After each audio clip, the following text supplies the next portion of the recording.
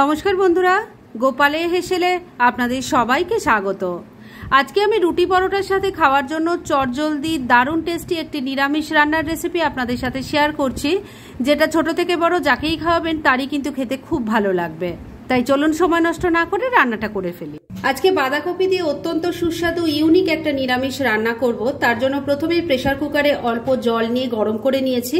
এর মধ্যে এবার একটা বাঁধাকপি, ছোট সাইজের বাঁধাকপি 4 টুকরো করে নিয়েছি, সেটা দিয়ে দিচ্ছি। বাঁধাকপির টুকরোগুলো দিয়ে দিয়েছি।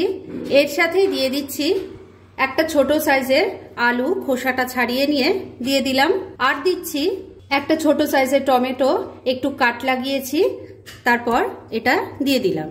এবার একটা লিড লাগিয়ে দিচ্ছি আর ফ্লেমটাকে মিডিয়ামে রেখে 3 থেকে 4টে হুইসেল দিলেই কিন্তু সবকিছু ভালো করে সেদ্ধ হয়ে যাবে। তাহলে এটা ভালো করে সেদ্ধ হোক আর তারপর আমি নেক্সট স্টেপের দিকে এগোবো।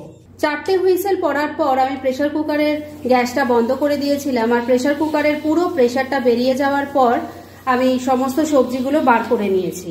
এবার প্রথমেই এই যে টমেটোটা স্কিনটা আলাদা করে নিতে হবে, সেজন্যই কিন্তু আমি এটার মধ্যে কাট লাগিয়ে নিয়েছিলাম। স্কিনটা কোনো দরকার নেই, এটাকে আমি আলাদা করে রেখে দিচ্ছি। টমেটো স্কিনটা ফেলে দিয়েছি। এবার অন্যান্য সমস্ত সবজিগুলো ভালো করে হাত দিয়ে ম্যাশ করে নিতে হবে। বন্ধুরা, আপনারা আমার রেসিপি দেখার সাথে সাথে আমার ফেসবুক পেজ গোপালের হেসেল, তাতেও ভিজিট করতে পারেন। ডেসক্রিপশন বক্সে লিংক দেওয়া আছে। সমস্ত সবজিগুলো হাত দিয়ে খুব ভালো করে ম্যাশ করে নিয়েছি। এবার এই প্লেটটাকে আমি কিছুক্ষণের জন্য এক সাইডে রেখে দিচ্ছি আর কড়াইয়ে সর্ষের তেল গরম করে ফিরে আসছি।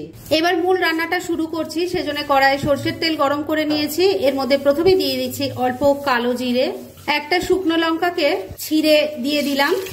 এর সাথেই দিয়ে দিচ্ছি 3টে চপ করা কাঁচা লঙ্কা। এবার ফোড়নটাকে আগে কয়েক সেকেন্ড ভালো করে ভাজা ভাজা করে নিচ্ছি। ফোড়নটাকে ভালো করে ভাজা ভাজা করে নিয়েছি। এবার ম্যাশ করে রাখা সমস্ত সবজি দিয়ে দিচ্ছি। ফ্লেমটাকে মিডিয়ামে রেখে তেলের সাথে আগে সবজিটাকে ভালো করে মিশিয়ে নিচ্ছি। দিয়ে দিচ্ছি এবার হলুদের গুঁড়ো, স্বাদ মতো নুন দিয়ে দিচ্ছি, বেশ খানিকটা ধনেপাতা কুচি দিয়ে দিলাম, অল্প একটু চিনি দিয়ে দিলাম। এবার সবকিছু খুব ভালো করে মিশিয়ে নিচ্ছি। ফ্লেমটাকে মিডিয়ামে রেখে 3-4 মিনিট সময় নিয়ে ভর্তাটাকে খুব ভালো করে নাড়াচাড়া করে নিয়েছি। দেখুন এর মধ্যে এখন আর জল জল ভাবটা নেই, শুকনো হয়ে গেছে।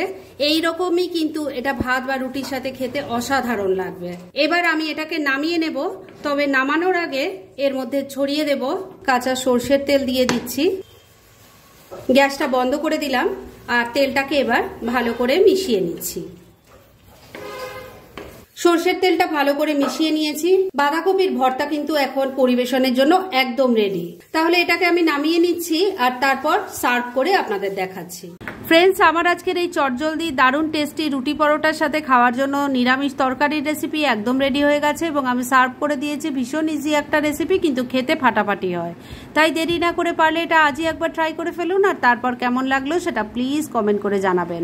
এরকম ধরনের অনেক ভালো ভালো নিরামিষ রান্নার রেসিপি আপনারা গোপালের হেসেল সার্চ করলেই পেয়ে যাবেন, যার মধ্যে থেকে কিছু কিছু আমি সাজেস্টেড বক্সেও দিয়ে দেব, সেখান থেকেও আপনারা দেখে নিতে পারেন। তাই গোপালের হেসেল অবশ্যই ভিজিট করুন।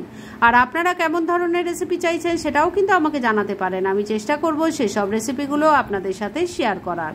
আর আমার আজকের এই রেসিপি যদি আপনাদের ভালো লাগে আর ইউজফুল বলে মনে হয়, তাহলে যারা এখনও আমার চ্যানেলটাকে সাবস্ক্রাইব করেননি তারা প্লিজ সাবস্ক্রাইব করুন। তাহলে আজকের মতো এখানেই শেষ করছি। পরদিন আবার এরকমই কোনো ভালো রেসিপি নিয়ে চলে আসব। আপনারা সবাই খুব ভালো থাকুন, সুস্থ থাকুন।